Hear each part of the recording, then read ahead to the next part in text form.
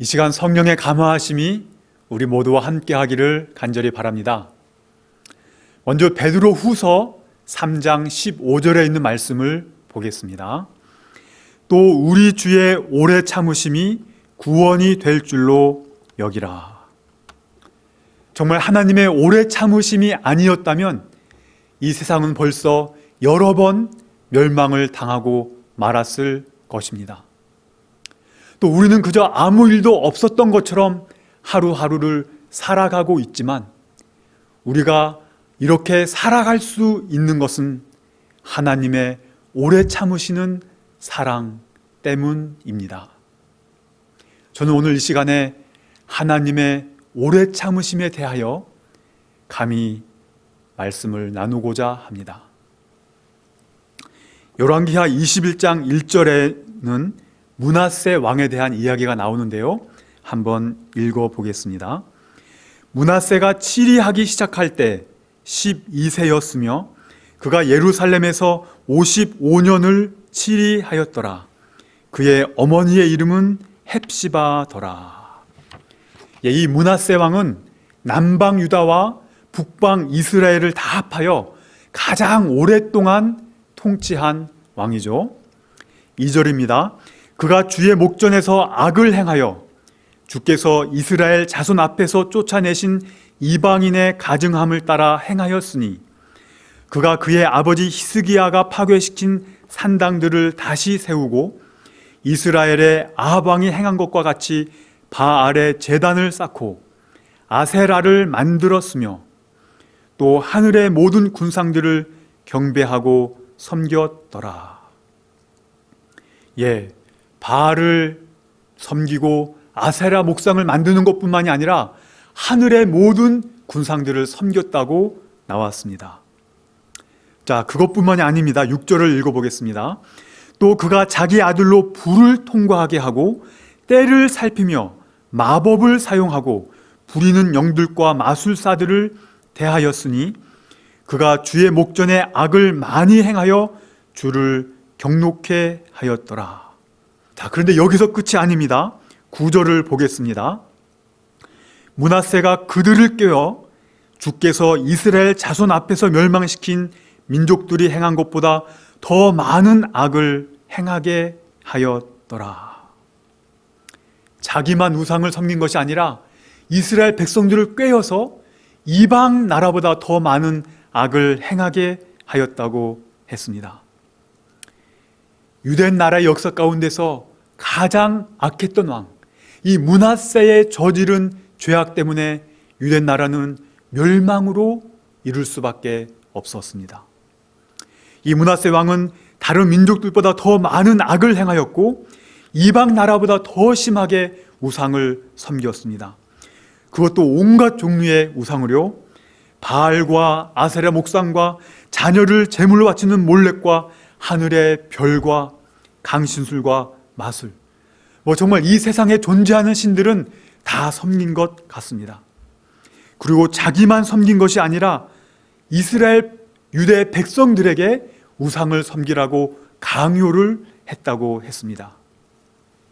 자, 그런데 여기서 끝난 것이 아닙니다.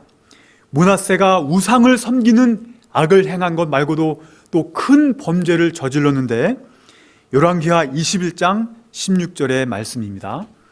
므낫세가 주의 목전에 악을 행함으로 유다를 죄를 짓게 한 그의 죄 외에도 무죄한 피를 심히 많이 흘려 예루살렘 이 끝에서 저 끝까지 가득 채웠더라. 므낫세는 우상을 섬기고 많은 악을 행한 것에 더하여 무죄한 피를 많이 흘렸다고 했습니다. 그나마 남아있던 진실된 하나님의 백성들을 죽이고 선지자들을 죽였습니다. 이 므낫세가 죽인 선지자들 중에 유명했던 선지자가 바로 이사야 선지자였죠. 정말 극악무도했던 므낫세 왕.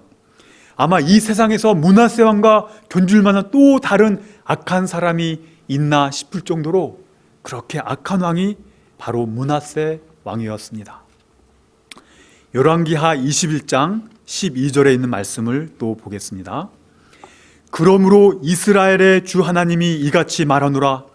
보라, 내가 예루살렘과 유다에 재앙을 내리리니 그것을 듣는 자는 누구든지 그의 두 귀가 울리리라.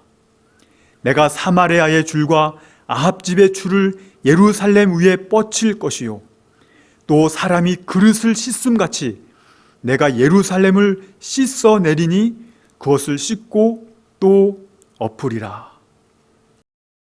하나님께서도 얼마나 마음이 아프셨으면 이 므낫세가 저지른 범죄로 인해 예루살렘을 아예 씻어 없애버리겠다고 말씀을 하셨습니다. 이 므낫세 때문에 하나님의 이름으로 불리는 유대 나라가 이 세상에서 사라지게 된 것입니다. 이 므낫세가 한 일은 아무리 선한 왕이 일어나서 돌이키려고 해도 돌이킬 수가 없었습니다. 열왕기하 23장 26절에 있는 말씀을 보겠습니다.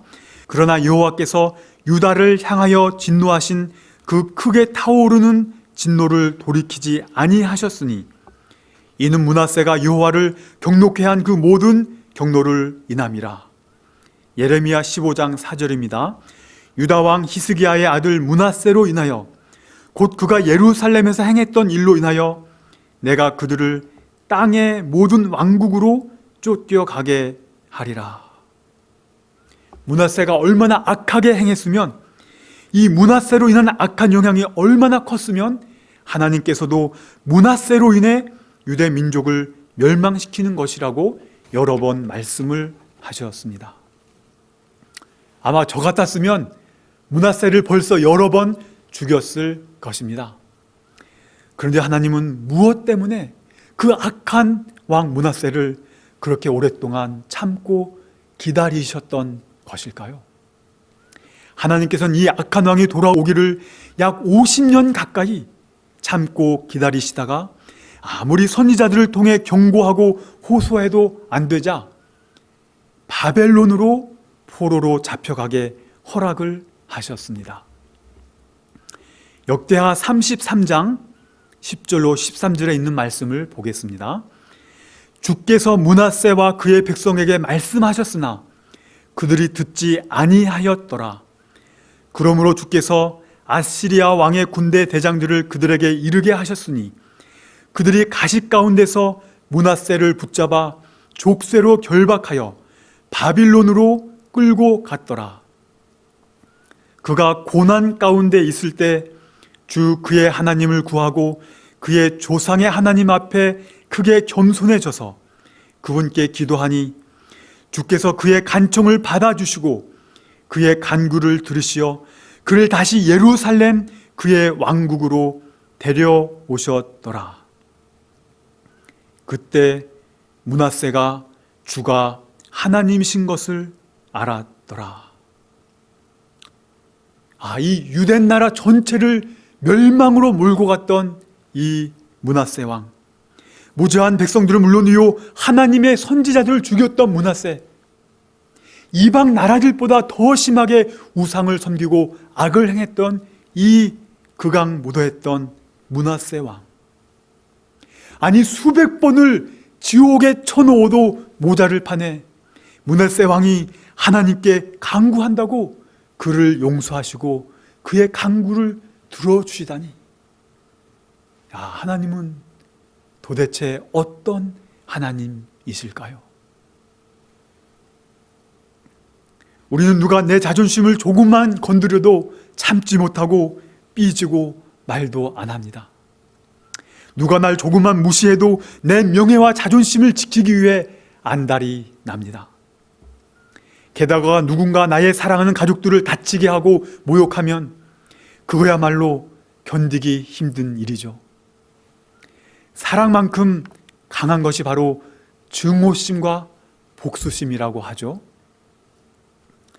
누군가를 용서하고 잘못한 사람을 다시 받아주는 것은 결코 쉬운 일이 아닙니다.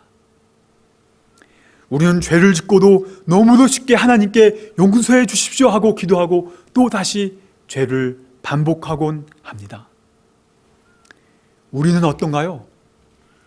므낫세 왕보다 좀 나은 사람들인가요? 겉으로 보기에는 교회를 잘 다니고 믿음 있는 것 같고 말도 잘하고 착한 것 같습니다. 그러나 아닙니다. 겉으로 드러나지 않았고 마음속에 있는 것이 실천되지 않았을 뿐이지 우리는 므낫세 왕과 다를 바가 하나도 없는 극악무도한 죄인들일 뿐입니다. 우리는 므낫세 왕과 다를 바가 하나도 없는 사람들입니다. 그러나 우리가 아무리 악하고 큰 죄인이라 할지라도 하나님께 나아가면 하나님께서 므낫세의 기도를 들어주시고 받아주신 것처럼 우리의 기도를 받아주시고 우리를 용서해 주실 것입니다. 그 악한 왕, 그 못난 왕을 오래 참아주시고 용서해 주셨던 하나님, 하나님의 오래 참으심이 아니었다면 므낫세 왕은 어떻게 되었을까요? 하나님의 오래 참으심이 아니었다면 우리는 어떻게 되었을까요? 우리가 처음에 읽었던 말씀이죠. 또 우리 주의 오래 참으심이 구원이 될 줄로 여기라. 우리도 하늘에 가려면 하나님의 오래 참으심을 배워야 할 것입니다. 그래서 하나님께서는 오래 참을 수 있는 사랑을 개발할 수 있는 기회들을 우리에게 주십니다. 한 번은 제가 제 방에서 열심히 예배 방송을 편집하고 있는데 갑자기 저희 집 사람이 상기된 얼굴로 제 방에 들어와서 막 어떤 이야기를 신나게 말하는 것이었습니다. 그래서 저는 그냥 컴퓨터를 보면서 그래? 그랬어 하면서 편집을 계속 하고 있었습니다. 그런데 갑자기 제 집사람이 말을 딱 멈추더니 여보, 지금 내가 말을 하고 있는데 내 말을 듣고 있는 거야? 듣지 않는 거야? 나에게 관심이 있는 거야? 없는 거야? 딱 그러는 거예요. 갑자기 뜨끔하더라고요. 제가 잘못한 거죠. 그래서 내가 편집하고 있는데 당신이 무작정 들어와서 말을 시작한 거잖아. 나야 항상 당신에게 관심이 많지. 이렇게 말하면서 그냥 잘 넘어간 줄 알았습니다. 그래서 제가 그날 이제 불을 다 끄고 자려고 잠자리에 이렇게 누워있는데 이제 막 잠이 들까 말까 하는데 문이 딱 열리더니 저희 집사람이 들어오는 거예요. 그러더니 아까 도대체 왜 그런 거야? 그러면서 이런저런 말을 꺼내기 시작하더라고요. 아마 저희 집사람이 많이 속상했던 것 같아요. 그렇게 들어보니까 다 맞는 말이더라고요. 그런데 제가 저희 집사람의 말을 이렇게 듣고 있는데 갑자기 제 마음속 한쪽에서 이런 충동이 막 생겨나는 거예요. 그냥 이불을 확 걷어치고 일어나서 나만 잘못한 거야? 라고 한마디 할까? 그런데 또 한편에서는 야, 너 오래 참는 사랑을 달라고 기도하지 않았니? 네가 원하면 그 오래 참는 사랑 지금 줄 수 있어. 이런 조용한 음성이 들리더라고요. 그래서 제 마음속으로 기도했습니다. 하나님, 제게 오래 참는 사랑을 주십시오. 그런데 정말 신기하게 제가 그렇게 기도하고 나니까 제 마음이 변하더라고요. 그리고 저도 모르게 이렇게 말을 했습니다. 여보, 사실은 아까는 내가 정말 미안했어. 그리고 이렇게 와서 말해줘서 내 잘못을 고칠 수 있게 해줘서 고마워. 이렇게 말했어요. 그런데 이렇게 말하고 나니까 제 집사람도 태도가 변하더니 자기도 정말 고맙다고 하면서 잘 자라고 인사를 하고 나가는 것이었습니다.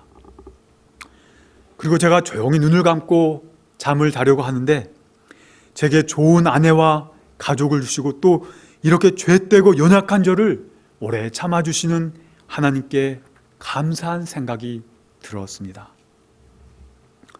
시편 103편 8절로 11절에 있는 말씀을 읽어보겠습니다.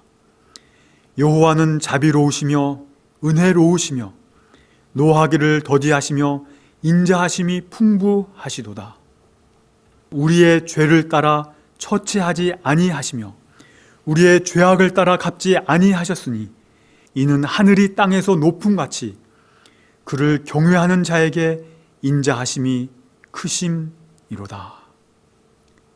한번 피었다 지면 사라지는 꽃 같은 인생, 바람이 지나가듯 스쳐 지나가면 끝나는 허무한 인생이지만 그런 우리를 향하신 하나님의 오래 참으심과 인자하심이 얼마나 크고 감사한 일인지요. 저희 생애의 빛에서 발행한 산상수훈이라는 책에는 이런 귀중한 글이 있습니다. 하나님은 모든 자비의 근원이시다. 그분의 이름은 자비롭고 은혜롭다. 그분은 우리를 우리의 가치에 의해 취급하지 않으신다. 우리가 당신의 사랑을 받을 가치가 있는지 묻지 않으시고 우리를 가치 있게 해주기 위하여 당신의 풍성한 사랑을 부어주신다. 그분께서는 원한을 품는 분이 아니시다. 그분은 벌을 주려 하지 않으시고 구속하려 하신다. 당신의 섭리를 따라 나타내시는 엄격함도 실은 완악한 자들을 구원하기 위한 것이다. 그분께서는 사람들의 고통을 씻어주고 그들의 상처에 향유를 발라주고자 심히 갈망하신다. 하나님께서는 우리의 잘못을 찾아내어 벌 주시려는 분이 아니라 어떻게 해서든지 우리를 구원하시고자 애쓰시는 분이십니다. 우리는 우리가 잘못했다고 느낄 때만 하나님께 용서를 구합니다. 그런데 사실은 아닙니다. 우리는 사실 매 순간 하나님의 용서하시는 은혜 가운데서 살아가고 있는 것입니다. 아마 우리가 하늘에 가면 우리가 하늘에 올 수 있었던 이유는 하나님의 오래 참으심이었다는 사실을 깨닫게 될 것입니다. 우리는 그저 아무 일도 없었던 것처럼 살아가지만 우리가 매일을 살아갈 수 있는 이유는 하나님의 오래 참으시는 사랑 때문입니다. 아무도 우리를 기억지 못하고 아무도 우리를 생각지 않을지라도 하나님의 오래 참으시는 사랑이 우리를 생각하시고 우리에게 또다시 구원과 은혜를 베푸시고 계십니다. 그래서 요한계시록에서 마지막 백성을 언급하면서 성도의 인내가 여기 있나니 라고 하신 것처럼 바로 우리 모두가 그 성도의 인내를 가진 하나님의 백성이 되기를 간절히 바랍니다. 우리 다 함께 기도하시겠습니다. 하늘에 계시는 우리 아버지, 저희에 대한 오래 참으시는 사랑을 인해 감사합니다. 주님의 긍휼하심과 자비하심이 아니라면 벌써 사라졌을 인생들이지만 저희에게 매일을 살아갈 은혜와 힘을 주셔서 감사합니다. 저희의 소원은 주님을 닮는 것이오니 주님을 알게 하시고 주님을 사랑하게 하시고 그 오래 참으시는 사랑을 깨닫게 해 주시옵소서. 주님이 곧 오시려는 이때에 오직 주님만을 바라보며 살게 해 주시옵소서. 예수님의 이름으로 기도합니다. 아멘.